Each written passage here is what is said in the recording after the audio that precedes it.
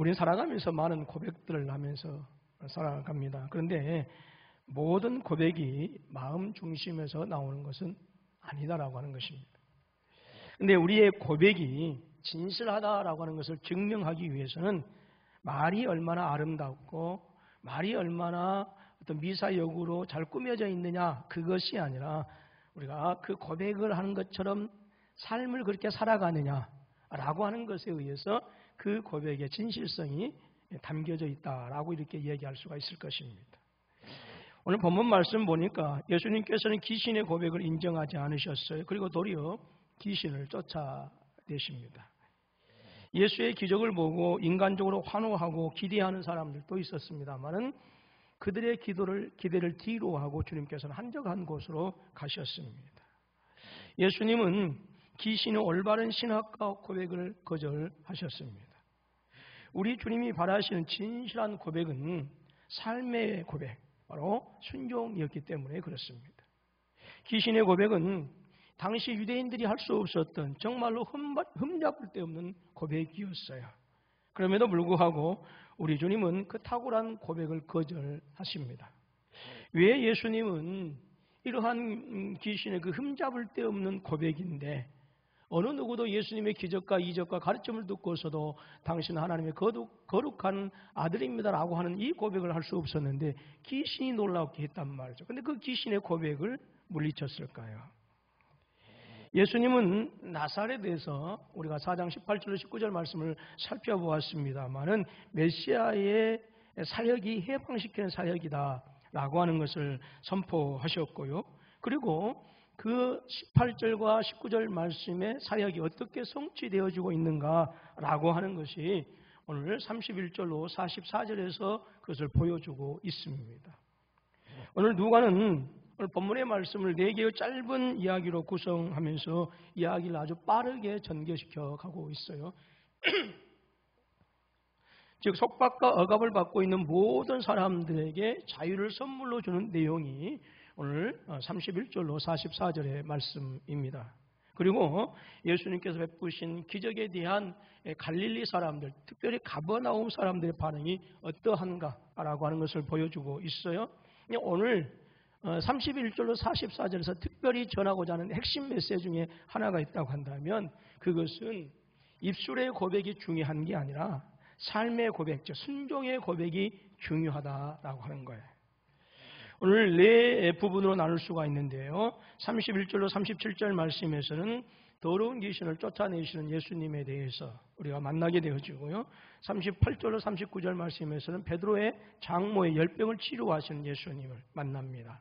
또 40절로 41절 말씀은 또 예수님의 소문을 듣고 이제 예수님에게 온 온갖 모든 질병 또 병자들을 고치시는 그 예수님을 우리가 만나게 되면서 그리고 42절로 44절 말씀에서는 가버나움 사람들의 만류에도 불구하고 이제는 여러 곳으로 다니면서 복음을 증거하는 예수님의 모습을 우리가 보게 됩니다. 43절에서 예수님은 그렇게 말씀하고 계십니다. 하나님 나라의 복음을 전해야 한다라고 하는 거예요.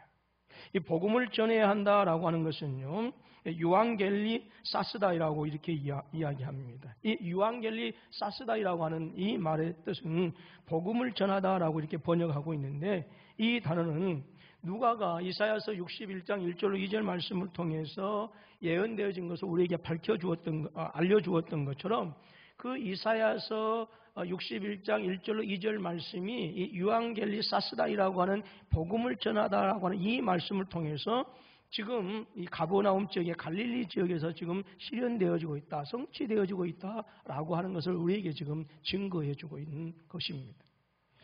특별히 43절에서 기쁜 소식, 또 복음의 내용을 더 구체적으로 밝혀주고 있는데 기쁜 소식이 뭐냐, 복음의 구체적인 소식이 뭐냐, 그것은 하나님 나라이다라고 하는 거예요. 43절 말씀 보니까 예수께서 이르시되 내가 다른 동네들에서도 하나님의 나라 복음을 전하여야 하리니 나는 이 일을 위해 보내심을 받았노라 하시고 라고 했어요. 복음이 무엇이냐, 하나님 나라에 대한 이야기다라고 하는 것입니다. 이런 점에서 하나님 나라라고 하는 이 선언의 이 내용은 우리가 이미 지난주에도 살펴보았습니다만은 누가복음 4장 18절로 19절 말씀을 통해서 선언하고 있는 좋은 소식의 여러 가지 모든 개념들을 다 포함하고 있는 내용이 이 하나님 나라라고 하는 개념입니다. 자, 4장 18절로 19절 말씀을 우리 다시 한번 읽어보도록 하겠습니다. 시작.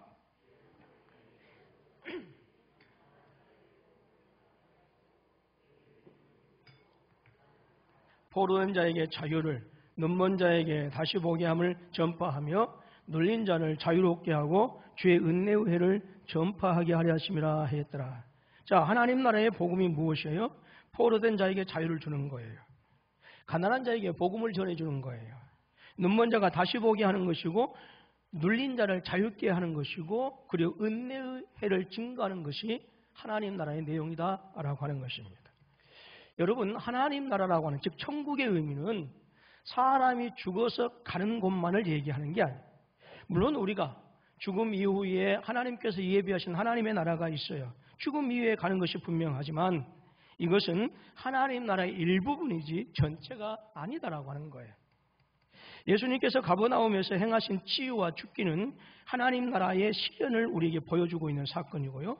그리고 이 하나님의 나라는 61장 1절로 2절 말씀은 4장 18절로 19절 말씀에서 포함되어진 것처럼 가난한 자들, 즉 속박과 눌린 상태에 있는 사람들을 자유케 하는 새로운 질서가 이 땅에 이루어지고 있다라고 하는 것을 보여주고 있는 것이 오늘 바로 예수님께서 귀신을 쫓아내시고 시몬의 장모를 그리고 여러 가지 많은 질병의 사람들을 치유하시는 모습에서 우리에게 보여주고 있는 것입니다.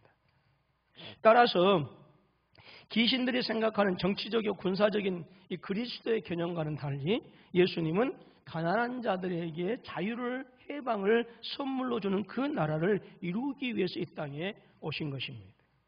오늘 본문의 말씀은 이 본문의 말씀에서 나타나고 있는 기적과 이적은 예수님을 통해서 나타난, 즉 예수님을 통해서 시작되어진 그 하나님 나라의 현재성, 하나님 나라의 실제성을 이 땅에서 어떻게 지금 우리에게 나타나고 있는가, 그것을 우리에게 보여주는 장면입니다. 자, 31절로 37절 말씀을 보게 되어지면 우리 예수님께서 더러운 귀신을 쫓아내시는 장면을 우리가 보게 됩니다. 예수님은 나사렛에 있어서 갈릴리의 도시 가버나움으로 내려오십니다. 그리고 그 가버나움에 있는 회당에서 하나님의 말씀을 가르치셨어요.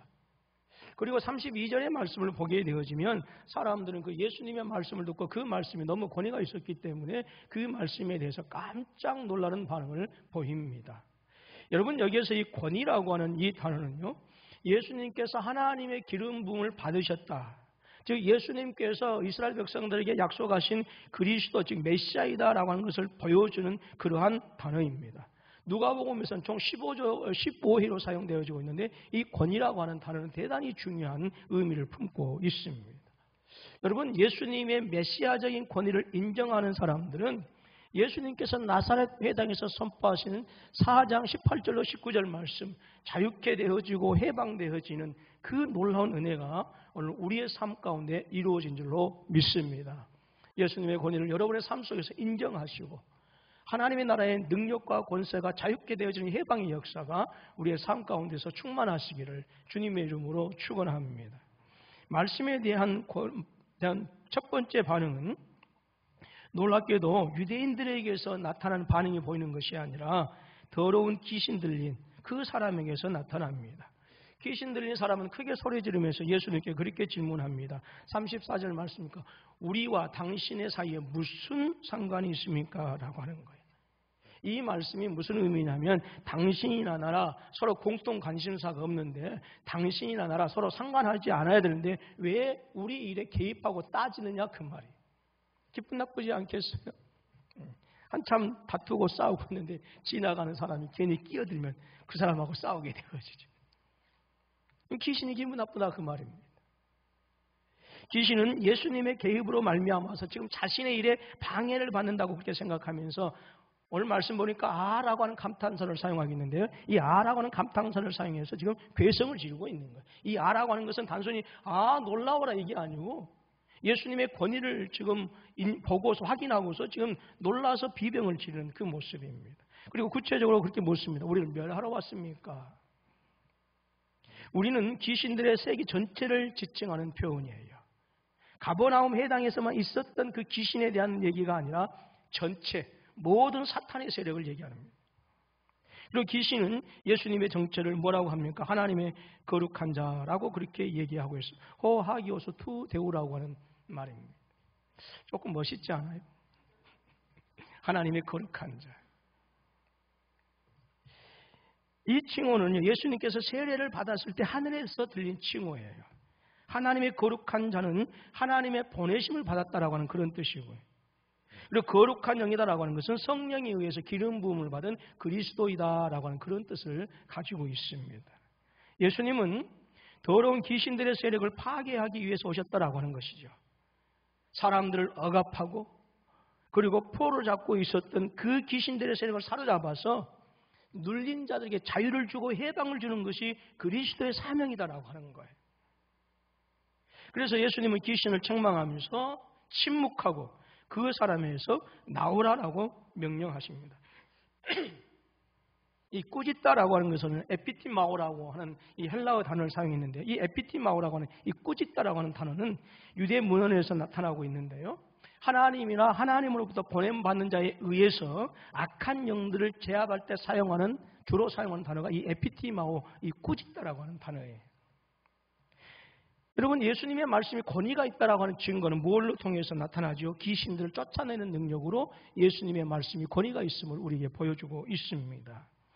예수님의 책망과 명령에 귀신은 숙주로 삼은 사람을 넘어뜨리기는 했지만 그 사람은 상처 없이 회복되어지고 있어요.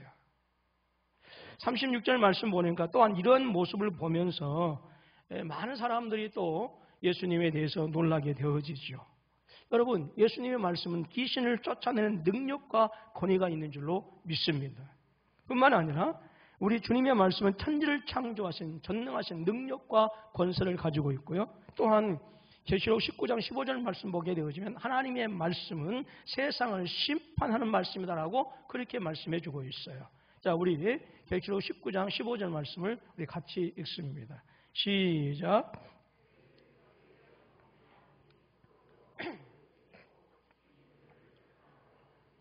또 친히 하나님 곧 전능하신 이의 맹렬한 진노의 포도주들을 밟겠고 그랬어요. 자, 우리 예수님 말씀은 천지를 창조하신 전능하신 말씀. 우리 예수님 말씀은 세상을 심판하셔. 자, 이 사건으로 인해서 우리 예수님의 소문이 가버나움 전체에 퍼지게 되어집니다. 여러분, 가버나움에서 더러운 귀신을 만나서 귀신 들린 자를 해방시키는 이 장면은 예수님의 사역이 사탄의 나라를 공격함으로써, 그래서 사탄에 의해서 갇히고 눌린 자들에게 자유를 선물한다라고 하는 것을 보여주는 대표적인 사건이에요. 누가는 광야에서 우리 주님이 시험 받으신 사건을 통해서 우리에게 한 가지를 미리 알려주었습니다. 그것은 하나님의 나라와 사탄의 사이에 거대한 충돌이 있을 것이다. 거대한 전쟁이 있을 것이다 라고 하는 것입니다. 여러분, 귀신을 쫓아내는 행위는 사탄의 집이 그리스도에 의해서 무너짐으로 말미암아서 하나님의 나라가 확장되었다라고 하는 것을 의미하는 거예요. 누가복음 11장 20절로 23절 말씀을 또 같이 읽습니다. 시작. 그러나 내가 만일 하나님의 손을 힘입어 귀신을 쫓아낸다면 하나님의 나라가 이미 너희에게 임하였느니라. 강한 자가 무장을 하고 자기 집을 지킬 때에는 그 소유가 안전하되 더 강한 자가 와서 그를 굴복시킬 때에는 그가 믿던 무장을 빼앗고 그의 재물을 나누느니라. 나와 함께 하지 아니한 자는 나를 반대하는 자요 나와 함께 모으지 아니하는 자는 해치는 자니라 그랬어요. 주님께서 그렇게 말씀하시죠. 내가 만일 하나님의 손을 힘입어서 귀신을 쫓아낸다고 한다면 그것이 너희 안에 하나님의 나라가 임했다라고 하는 증거다라고 하는 거예요. 그리고 누가가 또 기록한 사도행전 10장 38절에서도 예수님의 사명이 무엇이냐? 사탄의 속박에서 해방시키는 것이다 라고 하는 것입니다. 또 병의 치유를 통해서 사탄의 매임에서 풀어주는 것이다 라고 그렇게 누가복음 13장 16절에서 우리에게 증거해 주고 있어요. 이처럼 하나님 나라의 사역은 속박에서 해방시키는 거예요. 억눌린 자를 자유케 되어지고 억눌린 자를 해방시키는, 포로된 자를 해방시키는 것이 바로 우리 예수님의 사역이었고 하나님 나라의 모습이다라고 하는 것이죠.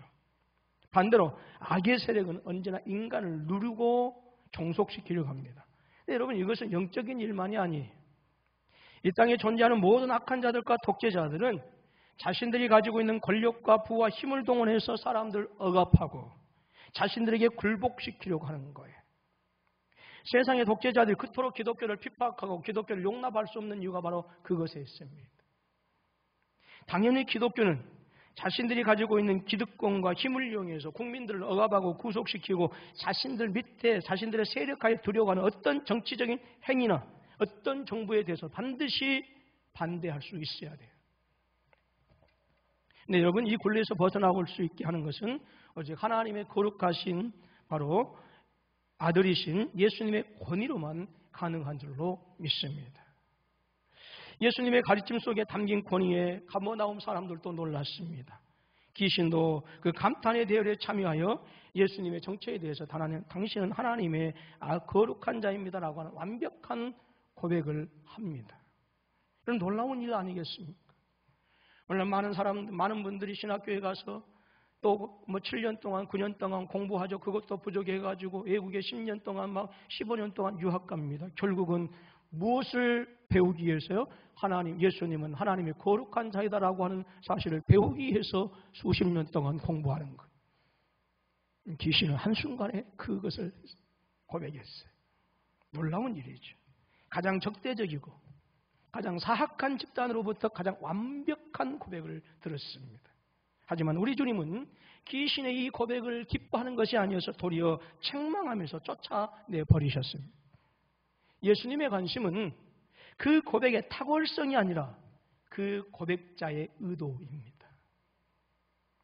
여러분, 우리는 본문의 말씀을 통해서 한 가지 중요한 사실을 우리가 알아야 합니다. 그것은 내가 진실을 알고 고백하고 심지어 믿는다고 하는 이것하고 그 고백에 자신을 던지는 문제는 별개이다라고 하는 것이죠.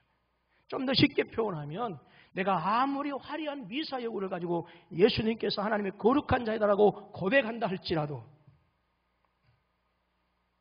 내 삶을 통해서 그 고백의 진실함을, 즉 예수 그리스도의 권위에 순종하는 그 삶의 고백이 없다고 한다면 우리의 고백은 가짜이다라고 하는, 주님에 의해서 거절당한다라고 하는 거예요. 하나님의 거룩한 자에게 순종할 의도가 없다면, 하나님의 거룩한 자에 의해서 순종의 열매가 없다면 우리의 고백과 찬양과 예배가 아무리 거룩하게 보일지라도 오히려 주님의 책망을 부르는 주님에게 있어서는 대단히 거북하고 불쾌한 고백에 지나지 않는다는 것. 즉 주님에게 거절당하는 고백밖에 되지 않는다라고 하는 고백이, 오늘 저와 여러분들의 삶을 통해서, 특별히 순종의 삶을 통해서 우리의 고백이 진실한 고백이 되어지고 주님께서 기뻐하시는 고백이 되어지기를 주님의 이름으로 축원합니다. 자, 38절로 39절로 이제 넘어갑니다. 그 말씀에 보면 베드로의 장모를 치유하시는 예수님을 우리가 만나게 됩니다. 회당에서 귀신을 쫓아내시는 예수님은 시몬의 집에 들어가서 시몬의 장모를 치유하십니다. 그때 시몬의 장모는 중한 열병에 걸려서 사경을 헤매고 있었고, 이를 안타깝게 여긴 동네 사람들이 예수님을 청해서 그 장모를 치료하게 했어요. 근데 흥미롭게도 예수님께서 앞 장면에서 귀신을 쫓아낼 때와 마찬가지로 열병을 어떻게 하셨어요? 치료하신 게 아니라 꾸짖으셨다라고 그렇게 말씀하고 있어요. 신약과 랍비 전통에서 열병은 보통 하나님의 심판이나 귀신 들린 것과 연관되어져 있습니다. 그리고 예수님의 책망으로 말미암아서 열병이 장모를 떠나게 됩니다.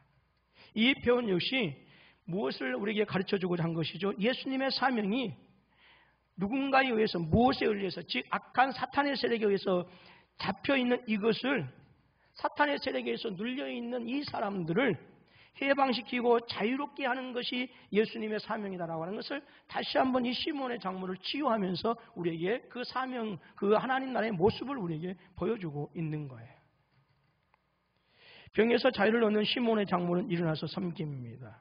이 일어나서 섬긴다라고 하는 뜻은요, 디아코네오라고 하는 뜻을 가지고 있어요. 근데 여러분, 이 디아코네오라고 하는 것은요, 신약 성경에서 성도들이 하나님의 공동체를 섬길 때 주로 사용하고 있는 단어가 디아코네오라고 하는 단어예요. 시몬의 장모는 치유에 대한 감사의 표현으로 예수님의 공동체를 섬기게 되어진 것이죠. 근데 여러분, 이 말씀에서 우리가 분명히 주목해야 하는 단어가 있다고 한다면 그들이라고 하는 단어예요. 치유받은 시몬의 장모가 예수님에게 치유를 받았지만 그 섬김은 예수님만이 아니라 예수님과 함께하는 그들이었다라고 하는 거예요. 여러분, 예수님에게 치유받았지만 섬기는 대상은 예수님의 공동체였습니다. 여기서 누가가 여자의 감탄이나 발언을 언급하지 않습니다. 심지어 그렇게 치유받았다고 한다면, 그러니까 신약 성경에서 유대 랍비들의 전통에서 열병을 귀신 들린 것과 연관되어져 있다고 한다면 지금 이 시몬의 장모도 자기의 열병이 단순히 병이 아니라 누구한테 귀신 들려 있다라고 하는 것을 지금 의미하는 거예요. 알고 있는 거예요. 유대 사람들이 그렇게. 그렇다고 한다면 귀신의 세력에서 자유를 받았기 때문에 주님에게 그렇게 고백이 있어야 돼요. 당신은 하나님의 거룩한 자입니다. 그러나 그 고백마저도 없어요. 그리고 누가는 이 모습을 통해서 오히려 무엇을 강조해주고 있는가? 섬기는 행위를 강조해주고 있어요. 여러분, 이 장모의 섬김은 예수님의 은혜를 받은 사람들이 마땅히 보여야 할 반응입니다. 예수님에 대한 모범적인 반응, 내가 예수님을 아름답게 섬기고 예수님을 사랑한다고 하는 그 믿음의 반응, 내가 예수님을 하나님의 아들입니다라고 하는 그 고백의 반응, 나는 진정한 예수 그리스도로 말미암아 구원받았다고 하는 하나님의 백성입니다라고 하는 그 고백의 반응은 제자들의 핵심이 뭐냐? 공동체를 섬기는 거예요. 공동체를. 기독교의 신앙은 나만을 위한 신앙이 없어요. 기독교의 신앙은 나만에 의한 신앙도 없고요. 기독교의 신앙은 나만의 신앙은 있을 수가 없어요. 여러분, 섬김이 없는 신앙, 그것은 기독교가 아니에요. 귀신의 종교입니다. 40절로 41절로 이제 우리가 또 갑니다. 오늘 말씀에서는 온갖 병자들을 고치시는 예수님을 우리가 또 만나게 됩니다. 가버나움에서의 치유 사역은 계속됩니다. 해질 무렵에 많은 사람들이 온갖 종류의 질병을 있는 사람들을 데리고 예수님께 나와왔습니다. 예수님의 권위가 사방에 알려졌기 때문에 그렇습니다. 40절 말씀에 의하면 예수님은 손을 얹어서 치유하십니다. 이것은 예수님의 긍휼을 전달하는 동작이에요. 구약시대 때 병든 자, 또 환자들은요, 부정한 자로 여겨졌어요. 그래서 그 부정한 자들을 만지면 만지는 사람도 같이 부정한 자로 여겨졌어요. 근데 우리 예수님께서 하나님의 거룩한 자가 부정한 자를 만졌다라고 하는 것은 율법을 초월한 하나님의 사랑을 우리에게 나타내주고 있는 것입니다. 예수님께서 치유하시자 사람들에게서 쫓겨난 귀신들이 광야의 마귀처럼 예수님의 정체를 또 알았지요. 그러면서 그렇게 외칩니다. 하나님의 아들입니다.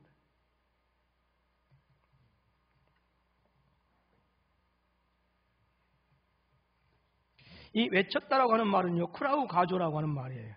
이 크라우 가조라고 하는 말은 무슨 말이냐면 자신들을 파괴하는 그 예수님을 만난 공포심으로 나타나는 그 부르짖는 반응이에요.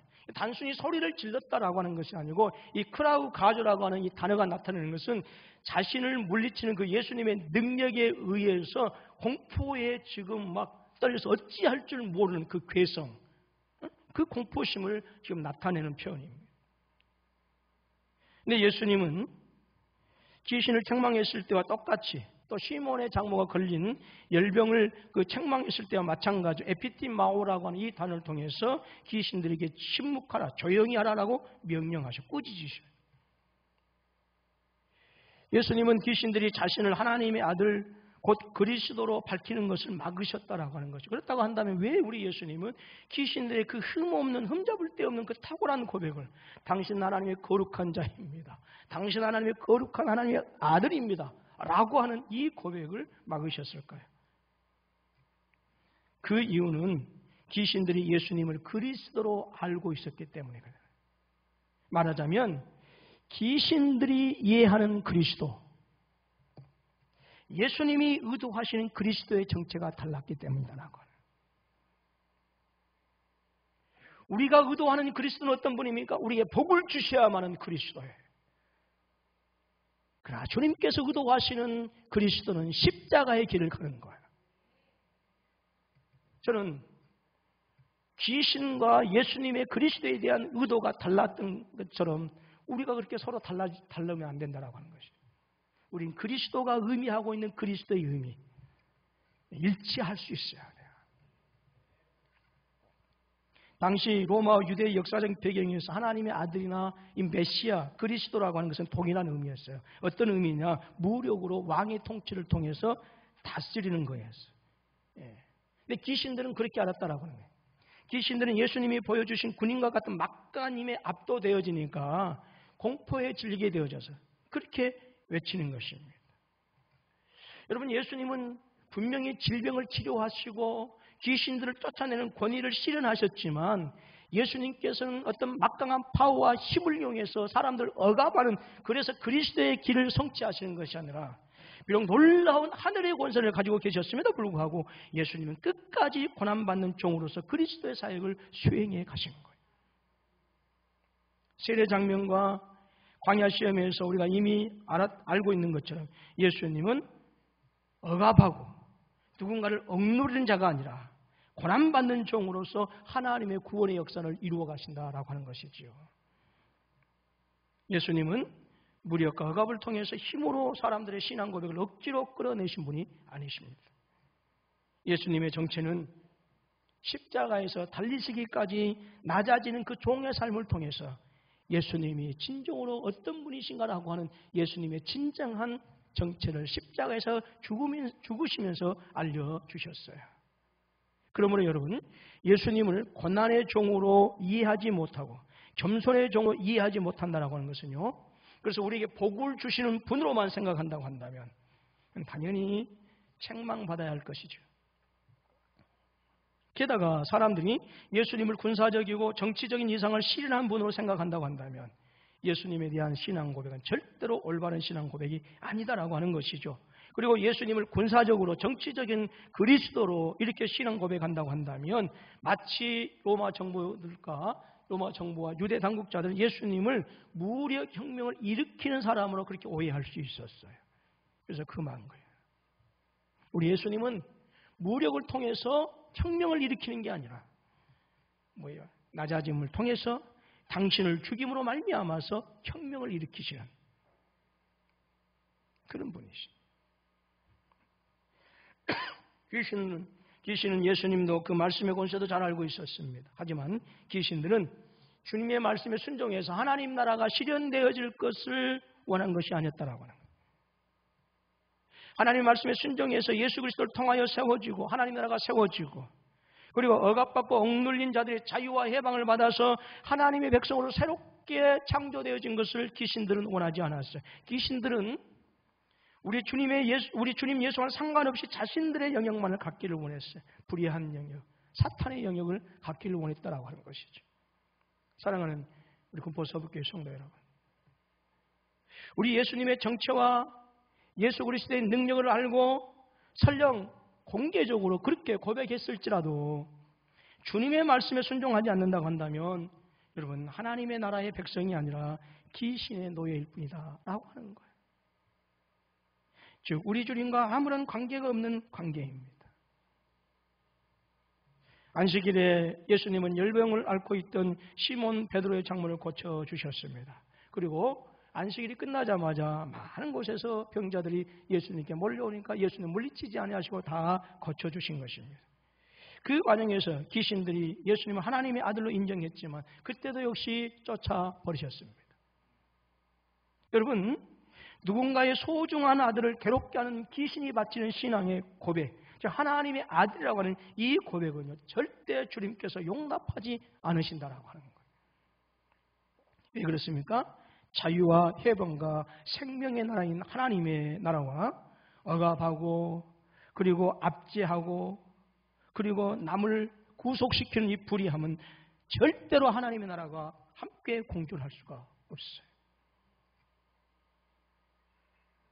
이런 설교 제5공화국 때 했으면 큰일 나요.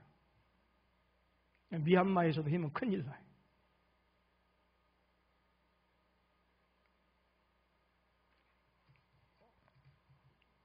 우리는 사람들을 억압하고 사람들을 구속시키고 사람들 자기 세력가에 두어서 자기의 권위를 드러내려고 하는 어떤 정치적인 집단, 어떤 세상의 정치적인 세력도 절대 인정해서는 안 돼요. 또한 도저히 하나님 나라에 어울리지 않는 것들이 있습니다. 야고보서 우리 3장 13절 16절 말씀 같이 읽습니다. 시작.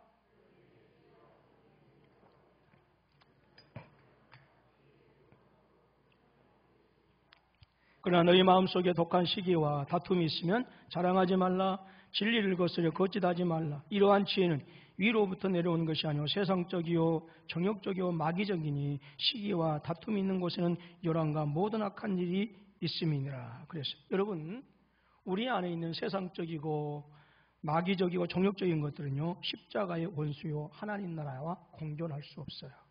우리 안에는 그러한 것들이 많이 있죠. 그럼 어떻게 해야 되겠어요?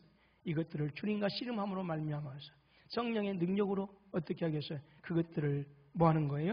제거해 나가요. 예. 이제 42장 44절 말씀 보면 여러 도시에서 하나님 나라를 선포하신 우리 예수님을 만나게 됩니다.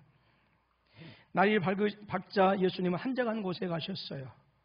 광야로 가셨다라고 하는 거예요. 왜 광야로 가셨을까요? 사역의 방향을 잡기 위해서 시간을 내신 것입니다.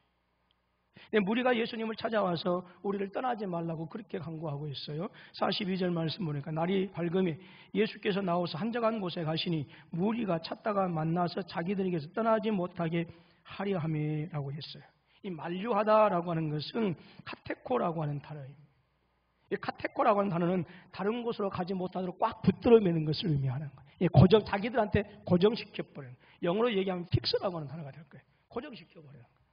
텐트를 고정시키듯이 그렇게 고정시켜. 카테코라고 하는 단어. 가버나움 사람들도 나사렛 사람들과 같이 자신들의 유익을 위해서 예수님의 활동을 자신들의 삶의 영역에 고정시키고 묶어 들어오고 했던 거예요. 가버나움을 위한 전임 치료자로 삼으라고 자기들의 주치의가 되기를 원했던 거예요. 역시 이기적인 발상이었습니다. 그러나 예수님은 다른 도시들에게, 다른 동네에서도 하나님의 나라를 전해야 한다라고 하면서 나는 이것을 위해서 보냄받았다라고 그렇게 말씀합니다.